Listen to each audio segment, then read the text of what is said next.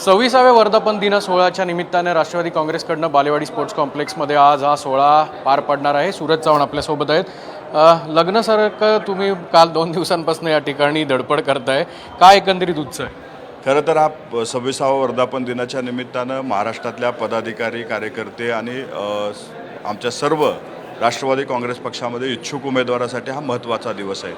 आजच्या दिवशी आम्ही खरं आनंदी यासाठी आहोत की आजचा हा वर्धापन दिनाचं एक विशिष्ट वैशिष्ट्य आहे, ते म्हणजे राष्ट्रवादीचे नेते कार्यकर्त्याच्या निवडणुकीसाठी मैदानात उतरत आहेत आणि त्यासाठी कार्यकर्त्यामध्ये एक उत्साहाचं वातावरण या ठिकाणी निर्माण झालेलं आहे। आजच्या वर्धापन दिनाला महाराष्ट्रातल्या प्रत्येक गावखेड्यातून आज जे राष्ट्रवादी काँग्रेस पक्षावर प्रेम करणारे कार्यकर्ते पदाधिकारी आहेत ते या वर्धापन दिनाच्या दादांचं भाषण ऐकण्यासाठी बालेवाडी स्टेडियममध्ये येत आहेत। ते येत आहेत म्हणून आम्हाला सुद्धा तितकाच आनंद आहे। त्या आनंदाच्या भरामध्ये आज आम्ही या ठिकाणी काम करतोय। आम्हाला एक वेगळं वातावरण या ठिकाणी झालेलं आहे। खरोखर आज हा वर्धापन दिन एखाद्या वेगळ्या लग्नासारखा असा वाटतोय आणि याचं कारण म्हणजे कार्यकर्त्यांचा भेटत असलेला प्रतिसाद, अजितदादावर असलेला विश्वास, याच्यामुळं हे सर्व करण्यामध्ये सुद्धा आम्हाला एक वेगळा इंटरेस्ट आहे, वेगळा आनंद आहे। त्याचं कारण नेतेसुद्धा आता कार्यकर्त्याच्या निवडणुकीसाठी मैदानात उतरले। मी सुरुवातीपासून अजितदादांची साथ दिलेली आहेत, पण गेल्या काही दिवसांपासून आपण जर पाहिलं तर दोन्ही राष्ट्रवादी एकत्र येण्याच्या चर्चांना उधाण येतं। नेमकं प्रवक्ता, कार्यकर्ता, पदाधिकारी आणि थेट अजितदादांच्या जवळचा म्हणून असलेल्या सूरज चव्हाणांना काय वाटतं? खरं तर याबाबत काय निर्णय घ्यावा तो सर्वस्व अधिकार हा अजितदादांचा आहे। अजितदादा जो निर्णय घेतील तो आम्हाला मान्य असेल। आजचा दिवस हा आमच्या साठी विशेष आहे, तो म्हणजे वर्धापन दिन असल्यामुळं। खरं तर बऱ्याच दिवसापासून माध्यमामध्ये चर्चा आहेत, कुणी इकडून तिकडे देते।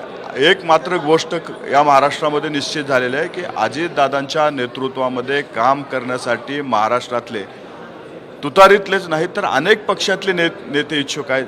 तुतारीमधलं सांगायचं झालं तर आज ज्याने तिथे कार्यक्रम आयोजित केला आहे तोच व्यक्ती भविष्यात आपल्याला आमच्यासोबत काम करताना दिसेल। तिथले आयोजकच राष्ट्रवादीसोबत अजितदादाच्या नेतृत्वात काम करताना पुढच्या काळामध्ये दिसतील। त्यामुळं हा वर्धापन दिनाचं वैशिष्ट्य एकच आहे की बरेच लोक अजितदादांचं नेतृत्व स्वीकारतील, बरेच लोक अजितदादाच्या नेतृत्वात काम करताना पुढच्या काळात दिसतील। पण मोठे इन्कमिंग या निमित्ताने या लोकल बॉडी इलेक्शन्सला पाहायला मिळेल। आता आपण जर पाहिलं असाल तर बरेच जिल्ह्यातून माजी आमदार असतील, माजी मंत्री असतील, अनेक महत्त्वाचे पदाधिकारी असतील, हे पक्षामध्ये प्रवेश केलेत। अजितदादांच्या नेतृत्वात पुढच्या काळामध्ये अनेक अशी लोक आहेत जे आपल्याला राष्ट्रवादीमध्ये काम करताना दिसतील।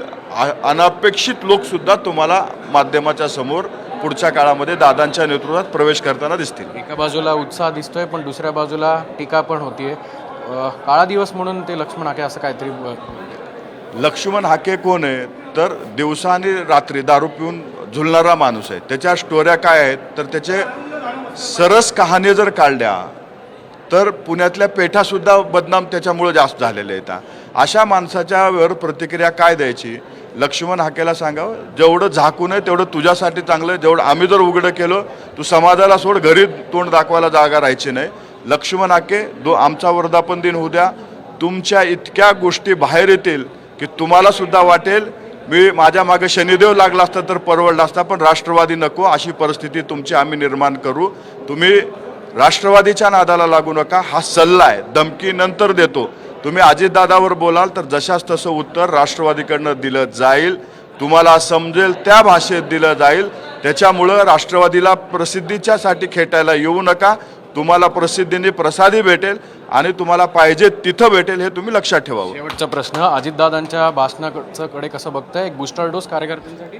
अजितदादांनी नेहमीच कार्यकर्त्याला प्रोत्साहित करणं, कार्यकर्त्याला एक वेगळं बळ देण्याचं काम केलेलं आहे। आजचं भाषण हे आमच्यासाठी विचाराची शिदोरी असेल। इथून आलेला प्रत्येक जाणारा कार्यकर्ता एक वेगळे विचार घेऊन जाईल। पुढच्या स्थानिक स्वराज्याची रणनीती कशी असावी, काय असावी याबद्दल दादा मार्गदर्शन करतील आणि आपल्या कार्यकर्त्याला एक संविधानिक पद मिळेपर्यंत प्रत्येक नेत्याची जबाबदारी आहे कसं ते झटावं यासाठी मार्गदर्शन करतील। आमच्यासाठी आजचा दिवस हा खूप महत्त्वाचा असेल। देश विदेशातील प्रत्येक घडामोडींचे लाईव्ह अपडेट मिळवण्यासाठी आता साम टीव्हीच्या सर्व सोशल मीडिया प्लॅटफॉर्मला लाईक, फॉलो आणि सबस्क्राईब करा। तसंच सर्व नोटिफिकेशनसाठी बेल आयकॉन प्रेस करायला विसरू नका।